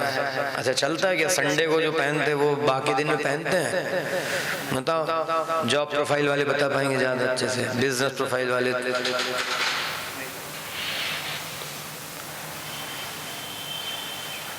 तो प्रॉपर यूनिफॉर्म है ना, लाइनिंग वाली शर्ट्स होनी चाहिए, प्लेन होनी चाहिए, प्लेटेड पैंट होना चाहिए, जीन्स का पैंट नहीं चलेगा,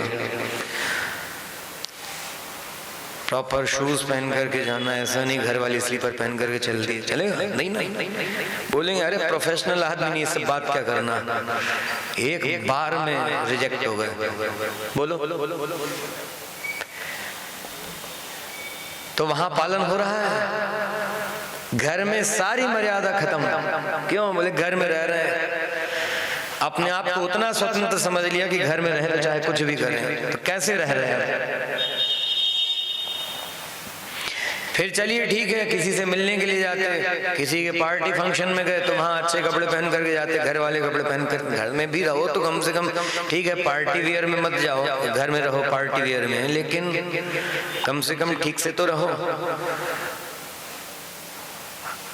सोने के समय थोड़ा कंफर्ट चाहिए तो इधर उधर से झूलते लटकते कपड़े पहन के चलो, ठीक है, सो लिए। दिन में भी वैसे ही, स्नान कर लेने के बाद भी वैसे ही अशोभनीय लगता है, इसलिए कह रहे हैं। और कम से कम भगवान के सामने जाने में थोड़ा तो मर्यादा रखो। भगवान को नहीं लगता वो सब शोभायमान, यदि होता तो शास्त्र में कहीं वर्णन होता तुम्हारे उस रूप का कि भगवान की सेवा ऐसे भी होती है। हट हट, धिक्कार है, क्या है? ठीक कहना चाहिए, नहीं बुरा लगता भाई देख करके, इसलिए कह रहे हैं।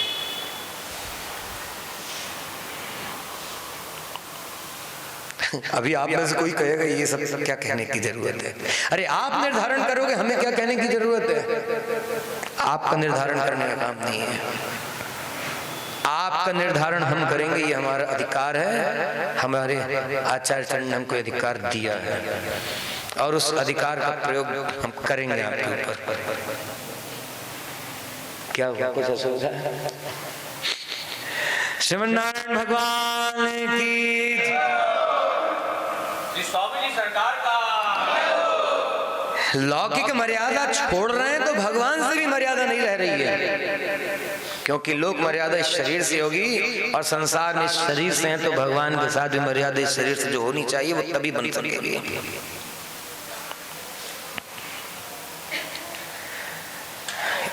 इस तरह से बाहर का खान पान जो कर रखा है वो धीरे धीरे घर में प्रवेश कर रहा है, कहीं धीरे और कहीं बहुत तेजी से। लोगों के घर में प्याज लहसुन के किचन अलग हो रहे हैं कि ये वाला भगवान के लिए और ये वाला हमारे लिए। क्यों? किसने दिया ये अधिकार? कब से स्वतंत्र हो गए? अपने को दास कहना या तो बंद करो, और नहीं तो ये मर्यादाएं तोड़ना बंद करो। ये होना चाहिए ना। तो दास कहना अपने को बंद किए तब तो जन्म जन्मांतर का दुख मिलेगा। और ये जो भ्रष्टाचार चल रहा है घर में ही, परिवार में जो भ्रष्टाचार चल रहा है, भ्रष्टाचार ये भी है। भ्रष्टाचार वही नहीं जो जिसको भ्रष्टाचार समझते हैं आप, केवल वही भ्रष्टाचार नहीं, भ्रष्टाचार ये भी है। भ्रष्टाचार मतलब भ्रष्ट आचरण, और क्या? चरित्रहीनता जिसको आज समझते हैं केवल वही चरित्रहीनता नहीं है, अब तो उसको भी चरित्रहीनता नहीं समझ रहे लोग। चरित्रहीनता ये भी है कि जो भगवान की सेवा के योग्य नहीं, जो भगवान को भोग लगा नहीं, जो भगवान को समर्पण किया गया नहीं, वो सब करने के लिए अपने आप को स्वतंत्र समझ रहे।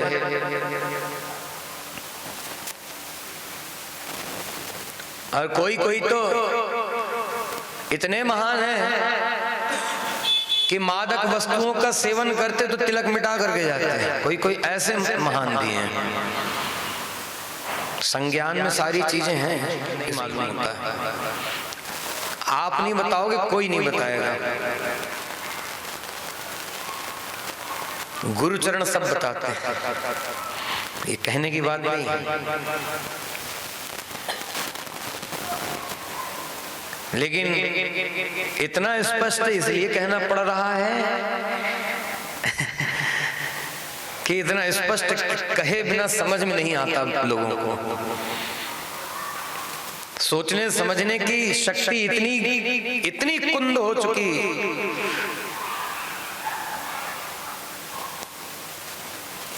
और वो देखो जो भ्रष्टाचार में लिप्त है उसके सोचने समझने की शक्ति तो खत्म हो ही जाती है। फिर किसी विषय में विवेक नहीं रहता उसका। जो भ्रष्टाचार में लगा है, कोई भी किसी भी प्रकार का भ्रष्टाचार कर रहा है तो सोचने समझने की शक्ति खत्म होगी, विवेक नष्ट हो जाएगा, और विवेक नष्ट हो जाने पर कुमार्ग में ही और अधिक आगे बढ़ेंगे। फिर इसलिए सावधान रहना जरूरी है। तो गोदम्बा जी कह रही हैं हमारा किया हुआ सुकृत कुछ नहीं है, और मान लो भगवान पूछ ले तुम्हारा किया हुआ क्या तुम्हारे पास, तो क्या ये जवाब भगवान को दिया जा सकता कि हमारा किया हुआ पाप है हमारे पास?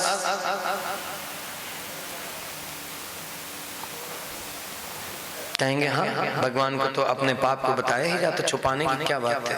बिल्कुल नहीं छुपाने की बात, भगवान से छुपेगा भी नहीं, छुपाएंगे तो भी नहीं छुपेगा भगवान से, और किसी से नहीं छुपता है जी। कभी न कभी किसी न किसी तरह बाहर सब निकलता है। इसलिए भ्रम किसी को नहीं रखना चाहिए अपने अंदर। तो भगवान कभी पूछ लें तो हमारे जानने में भगवान के प्रिय हम हो न हो, भगवान को हम प्रिय हैं, तो क्या अपने पाप को कह करके भगवान को दुख देना चाहते हैं? जो सब प्रकार से हमको चाहने वाले हैं, जिनके चाहने से हमारा सब मंगल है, क्या उनको हम दुख दे सकते हैं? इससे नहीं समझ में आता, लौकिक संबंध से समझिए।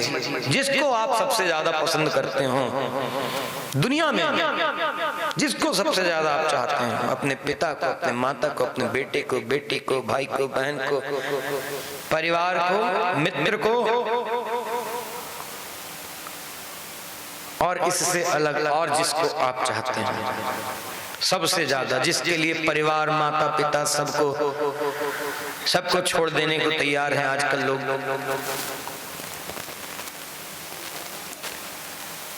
मर्यादा, आदर्श, शास्त्र विहीन, इनसे विरुद्ध संबंधों के लिए जो माता पिता, परिवार, इन सबको छोड़ देने को तैयार हैं, उसको भी पसंद करते हो तो क्या बताओ, क्या उसका दिल दुखा देने के लिए तैयार हो? उसको किसी बात से तकलीफ पहुंचे, ये कोई कर सकता है क्या? जिससे सबसे ज्यादा प्रेम करते हो उसकी इच्छा से यदि अपने ही किसी के साथ में जिनसे संबंध है, जिन्होंने जन्म दिया, जो हमारे हितैषी वास्तव में हैं, उनका भले ही दिल दुख जाए, लेकिन हम जिसकी चाह ना रखते हैं, जिसको सबसे ज्यादा चाहते हैं, जिसको ज्यादा प्रेम करते हैं, उसके लिए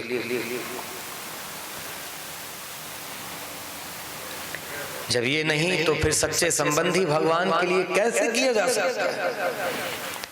फिर कहां से अधिकार हो गया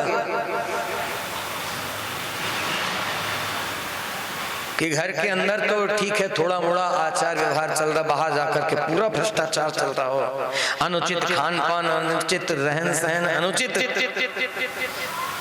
और कुछ अनुचित किसी से संबंध, ये हो सकता है क्या? नहीं। और किसी का जो है सो है, भगवान का दिल तो दुखता है। इन्हीं कारणों से तो दुख भोगता आ रहा जीवात्मा अनंत काल से, तो भगवान का दिल तो सदा दुखा करता है। तो फिर शरणागत होकर के, भगवान के दास होकर के, अपने को भक्त कह करके, तो तब तो ये आचरण बिल्कुल भी नहीं किया जा सकता। बोलिए, हो सकता है? नहीं। जिससे अपेक्षा होती है उसके लिए कुछ उसके प्रतिकूल बात, प्रतिकूल व्यवहार नहीं करना चाहते हैं। तो भगवान से तो सब प्रकार की अपेक्षा रखते हैं ना। भगवान से सब प्रकार की अपेक्षा, हर प्रकार की इच्छा पूरी करना चाहते हैं भगवान से। और आचरण हम लोगों का कैसा होता है? भगवान की इच्छा के सर्वथा विपरीत, विरुद्ध आचरण। गोदम्बा जी जो कह रही हैं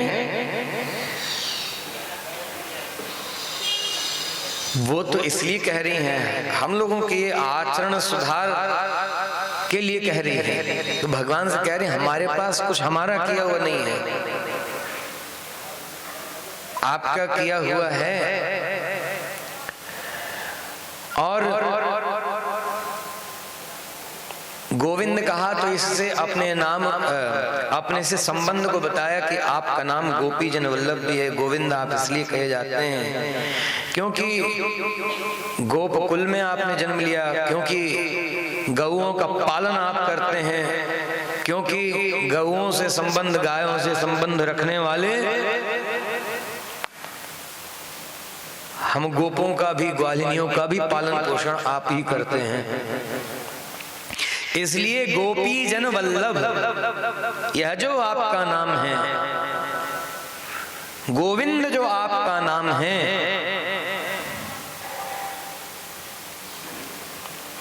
यह गोविंद नाम कैसा है? भगवान ने कहा था कि ये अभी कह रही हैं आप, इसके पहले तो आपने कौन कौन से नाम लिए? तो वो नारायण नाम भगवान का परत्व सूचक है, लेकिन पर स्वरूप से तो भगवान वैकुंठ में रहते हैं, है ना? तो ये दूर वाला संबंध बताने की बात हुई। गोविंद नाम से एकदम निकट वाला संबंध, एकदम नजदीक वाला।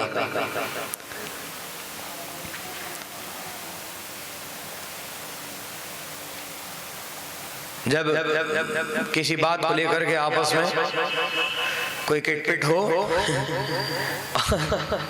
कोई यदि इस तरह की बात करने लगे कि ठीक है हमारा तुम्हारा कोई संबंध नहीं, हम बात नहीं करेंगे, तब क्या कहते? तब इस तरह की बात करते, एकदम निकट वाला संबंध बताते। छोटे थे बच्चे आपस में क्या कहते हैं? तुम मेरे फ्रेंड हो, बच्चे आपस में कहते सुनते जाते हैं। ये एक उदाहरण है। फिर बड़े होने के बाद आपस के संबंधों में एक दूसरे को कहते मेरे लिए सब कुछ तुम ही हो सकता है, हो तो नहीं सकता। लौकिक संबंध में तो नहीं हो सकता, भगवान से संबंध में सब हो सकता है। लौकिक संबंध में तो नहीं हो सकता, लेकिन मानते हैं और उस अनुरूप व्यवहार करते हैं। ऐसा बताने पर फिर कोई हमारी गलती है तो कोई क्षमा कर देता है, कर देते ना। भगवान से ये जो निवेदन किया जा रहा है, गोविंद नाम कहा गया, एकदम निकट वाला संबंध बताया। क्यों? क्योंकि आपने इस गोकुल में अवतार ही इसलिए लिया, हमको अपनाने के लिए आपने गोकुल में अवतार लिया है। तो ये भी वही हो गया कि हमारा किया हुआ नहीं है कुछ, आपका किया हुआ है।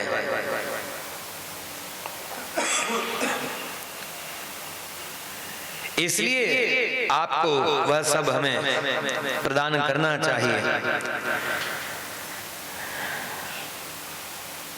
कहा गोविंद त्वया सह संबंध तस्माकम अत्र निवर्तनेन निवर्तनीयो ज्ञानी बालाभिस्माभि प्रीत्या त्वाल्पनामा। आपने अज्ञानता में हमने आपका अल्प नाम लिया है। अल्प नाम मतलब वही नारायण नाम लिया, तो अल्प नाम है। अल्प नाम इसलिए कि पर स्वरूप कहा, तो पर स्वरूप से तो भगवान वहां रहते हैं और जीवात्मा यहाँ है। वहां पहुंचना जीवात्मा के लिए कठिन है, भगवान के संबंध के बिना वहां नहीं पहुंचा जा सकता। तो वो अल्प नाम है और ये गोविंद नाम पूर्ण नाम है क्या? हाँ, गोविंद नाम पूर्ण इसलिए है क्योंकि वो पर स्वरूप वाले भगवान ही विभव स्वरूप से यहाँ प्रकट हुए हैं, इसीलिए प्रकट हुए हैं, हमारे लिए ही हुए हैं। अब सब की बात यहाँ नहीं, यहाँ बिल्कुल एक एक की बात है हमारे लिए, मतलब सिर्फ इस दास के लिए। ऐसा अपने अपने लिए भगवान का संबंध मानना चाहिए।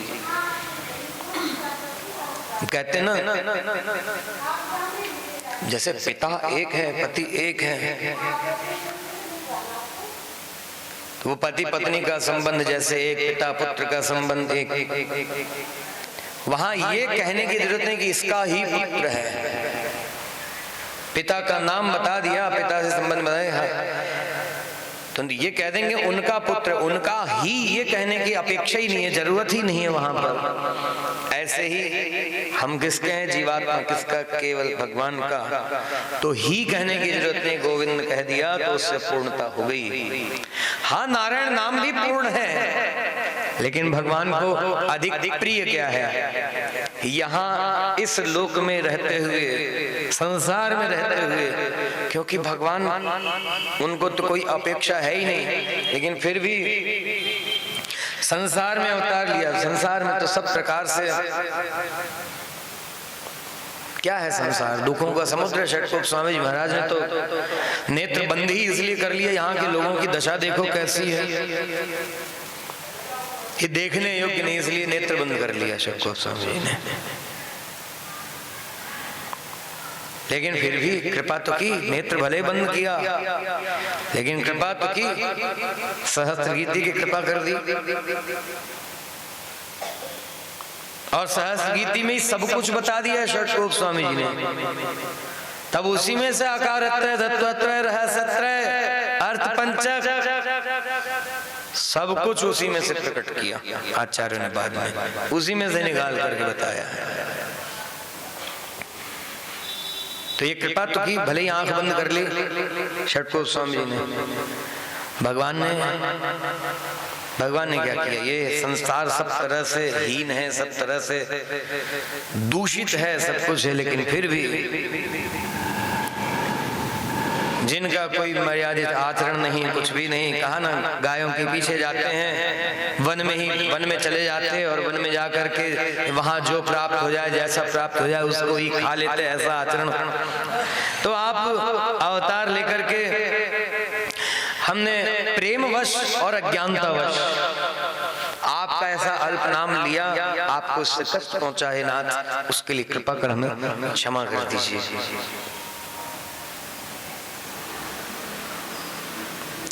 तो नारायण नाम अल्पता वाला नाम नहीं है पूर्णता वाला ही। क्यों? नारायण में जो नार शब्द है उसमें तो समस्त जीवात्मा आ गए। कहां से? परमधाम वैकुंठ में रहने वाले जो मुक्त चेतन नित्य मुक्त हैं, सभी नित्य भी मतलब शेष जी, गरुड़ जी, विश्वक्सेन जी आदि, लक्ष्मी जी भी मुक्त, जो यहाँ थे यहाँ से छूट करके वहां चले गए, मुक्त हो गए। बद्ध जो संसार बंधन में बंधे हुए, जो भगवत शरणागत नहीं हुए, भगवत धाम भी नहीं पहुंचे, संसार के भोगों में भोगने में जिनका मन रम रहा है, उन भोगों को भोगने के लिए तमाम कर्म कर रहे हैं और माया का बंधन और जकड़ता जा रहा है, तो वो बद्ध हैं। जो आत्मानुभव करने में मगन हुए, केवल नामक लोक में जाकर के केवल और मुमुक्षु यहाँ रह करके जो मोक्ष की इच्छा कर रहा है, किसी भी लोक में रह करके, मतलब संसार में रह करके मोक्ष की इच्छा कर रहा है, वो मुमुक्षु। ये पांचों प्रकार के जीव, पांचों प्रकार के चेतन जो हैं, इन सबके आधार, इन सबके निवास स्थान, समस्त जीवों के स्वामी नारायण नाम इस तरह से पूर्ण नाम ही है।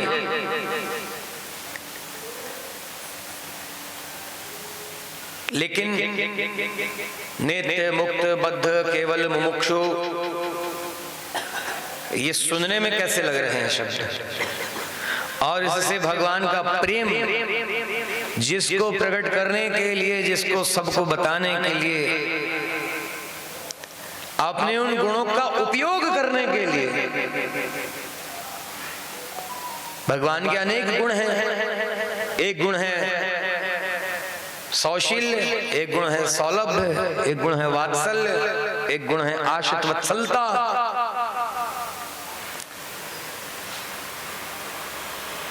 तो ये सौलभ्य और क्षमा करने का गुण भगवान का वहां परम धाम में काम का नहीं है। क्यों? वहां कोई अपराधी नहीं, तो क्षमा किसको करें? लेकिन गुण तो भगवान में है, तो ये उपयोग कहाँ होगा? ये यहाँ होगा। कहाँ? हमारे इस जिसमें हम लोग रह रहे हैं, यहाँ उपयोग होगा वो गुण। इसके लिए भगवान ने अवतार लिया है। और ये गुण जिसके लिए प्रयुक्त हो रहा है, उससे संबंध केवल उस संबंध को कहने में गोविंद नाम की ही उपाधि देता है, गोविंद नाम की ही जरूरत है। गो मतलब जीव। कौन सा? जो जीवात्मा बात कर रहा है इसकी, जो जीवात्मा इस बात का निवेदन कर रहा है उसकी बात है। तो अब अपना अपना सब लोग अपनी अपनी बात करें। किससे? लाल जी सरकार से करेंगे? नहीं नहीं, ये नहीं करना, ये गड़बड़ हो जाएगी। वो बताना पड़ेगा। क्या बताना पड़ेगा? आचार्य कृपा से तब मुक्त भोगावली भी तब प्राप्त होगी, दृढ़ व्यवसाय भी इससे ही होगा। आचार्य संबंध के बिना नहीं होने वाला है कुछ। हाँ, लेकिन इस जीवात्मा का निवेदन है, ये तात्पर्य है। गुरु कृपा से आत्मनिवेदन ये तब हो सकेगा। श्रीमन नारायण भगवान की। इसलिए गोविंद नाम कहा। तो प्रत्येक जीवात्मा के स्वामी इस बात को बताने वाला नारायण नाम है, और प्रत्येक जीवात्मा में यह जीवात्मा इस बात का निवेदन करने के लिए गोविंद नाम है। गोविंद नाम से भी समस्त जीवात्माओं का स्वामित्व ही भगवान का बताया जाता है।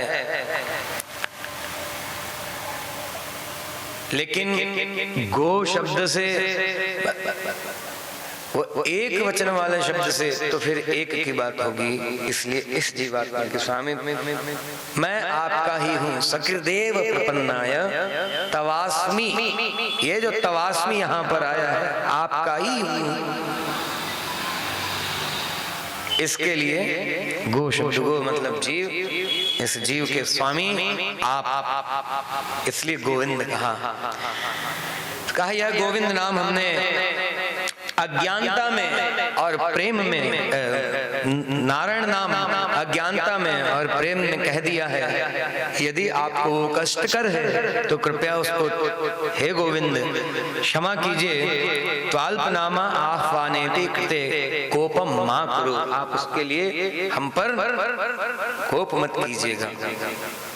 स्वामिन त्वं देहि परिकरम, ऐसी गलतियां तो अपनी अज्ञानता में हम बार बार करते रहते हैं, और एक बार और बार बार भी कैसा।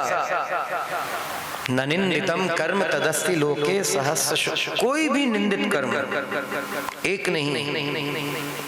ये तो एक बार ऐसा नाम, निकटता वाला नाम नहीं लेने पर भगवान को कष्ट पहुंचा। ऐसे कष्ट पहुंचाने के काम हम कितने ही करते रहते हैं।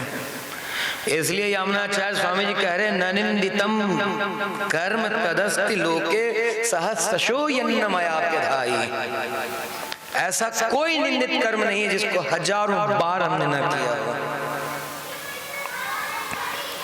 सोहम विपाकावसरे मुकुंद क्रंदामि संप्रत्य गतिस्तवाग्रे, निमज्जतो अनंतमार्णवान्तश्चिराय मे कूल निवासि लब्धम्, त्वयापि लब्धम् भगवन् निदानम् अनुत्तमं पात्रमिदम्।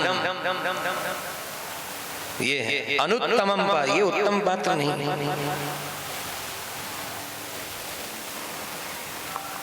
लेकिन आपने कृपा की है और फिर आचार्य चरण का संबंध है, तो फिर इससे उत्तम पात्र नहीं मिलेगा आपको। ये सब प्रकार से अनुत्तम है, जरा भी इसमें उत्तमता कुछ भी नहीं, इसमें लायक ही कुछ भी नहीं है। लेकिन आपके संबंध से, आचार्य चरण के संबंध से, फिर इससे उत्तम। अच्छा, उत्तम, इस पात्र का उत्तम होना और अनुत्तम होना क्या है? हमारे पास कुछ नहीं है इसलिए, और आप तो पूर्ण हैं, तब आपकी पूर्णता यही पूरी उपयोगी होगी। और हमारे पास कुछ हो और आप भी पूर्ण हैं, हम भी पूर्ण रहे, पूरे पूर्ण ना हो तो भी थोड़े रहे। का थोड़ा है तो थोड़े को पूर्णता नहीं कहते। थोड़ा भी हमारे पास हो और आप पूर्ण हैं तो फिर क्या हो? फिर तो टकराने लग जाएंगे, फिर टकराहट होगी। तो जो बर्तन खाली होता है उसमें कुछ भरा जाए तो थोड़ा मिल जाएगा, थोड़ा मतलब 1 गिलास 2 गिलास 10 गिलास। पूरा खाली बर्तन रखेंगे तो जितना खाली बर्तन लेके जाएंगे उतना ही मिलेगा, और इतना भर के लेगा इतना सा खाली तो फिर इतना ही देगा देने वाला ना, कितना देगा। कहा हम सर्वथा अपूर्ण हैं और आप सर्वथा पूर्ण हैं। तब ऐसा लेने वाला हो और आप पूर्ण है ऐसा देने वाला हो, तब ये संबंध भी लेने देने का उत्तम है, लेने वाला भी उत्तम है और देने वाला तो सर्वथा उत्तम ही है। आपका तो नाम ही पुरुषोत्तम है, पूर्ण पुरुषोत्तम कहे जाते हैं। तब तो फिर हमारे सरीखा कोई मिलेगा ही नहीं आपको देने के लिए, इसलिए दे दीजिए।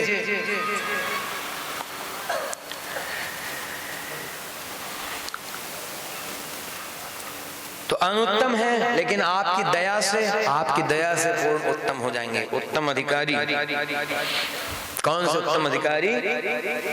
माधवांघ्रि द्वयोपायो माधवांघ्रि प्रयोजन, सियाराम ही उपाय सियाराम ही उपेय वाले अधिकारी उत्तम हैं। स उत्तमाधिकारी स्यात् कृत कृत्योत्तर जन्मनि, इसलिए कह रहे हैं त्वाल्प नाम आह्वाने कृते कोपम मा कुरु स्वामिन् त्वं देहि परिकरम भो।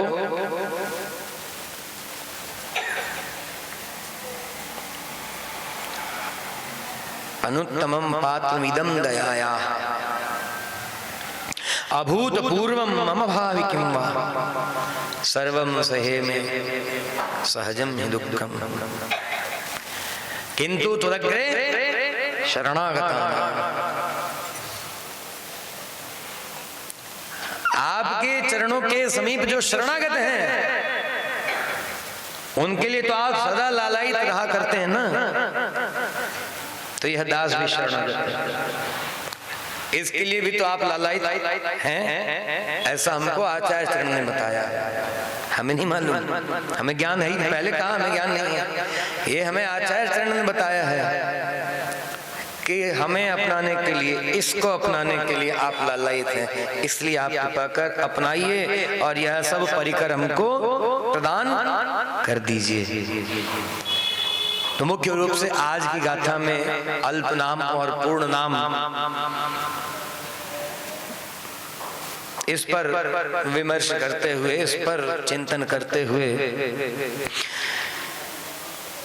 स्वयं के विषय में निश्चयानुसंधान किया है गुदम्बा जी ने। अर्थात भगवान के अपनाने के बाद भी, शरणागत हो जाने के, हमारे शरणागत हो जाने के बाद भी उस नित्यानुसंधान को हमें छोड़ना नहीं चाहिए, दासानुदासत्व को हमको छोड़ना नहीं चाहिए। इस तरह से यह स्वस्वरूप का चिंतन हमेशा करना है। तो भगवान ने संबंध को स्वीकार कर लिया, फिर भी भगवान के गुणों को स्मरण करते हुए अपने में नित्यानुसंधान करते रहें। यह हमारा अर्थात प्रत्येक जीवात्मा का स्वरूप है। इस तरह से हमारा ज्ञान अभिवर्धन होता रहेगा, हमारा स्वरूप सुरक्षित होता रहेगा और हम सब प्रकार से भगवान आचार्य तथा भागवतों के योग्य होते रहेंगे, उनके भोग बनते रहेंगे, उनके काम में आते रहेंगे। हमारा शेषत्व पूर्ण होता रहेगा, सफल होता रहेगा। कल की गाथा में इस तरह से फिर स्वस्वरूप और परस्वरूप इन दोनों का चिंतन करेंगे, अनुभव करेंगे और भगवान का, आचार्य का, भागवतों का मुखोल्लास करेंगे। यही भाव हृदय में रख करके यहाँ से अपने अपने अभीष्ट कार्य उद्देश्य इन सब के लिए प्रस्थित होइए और आगामी फिर उत्सव कार्यक्रम में दोबारा सम्मिलित होइए। श्रीमन्नारायण भगवान की, श्री भाष्यकार श्री राम स्वामी जी महाराज की, श्री आचार्य जी महाराज की, श्री स्वामी जी महाराज की, श्री भागवत गोष्ठी की, श्री गोदा रंगनाथ भगवान की, श्री गोदा महारानी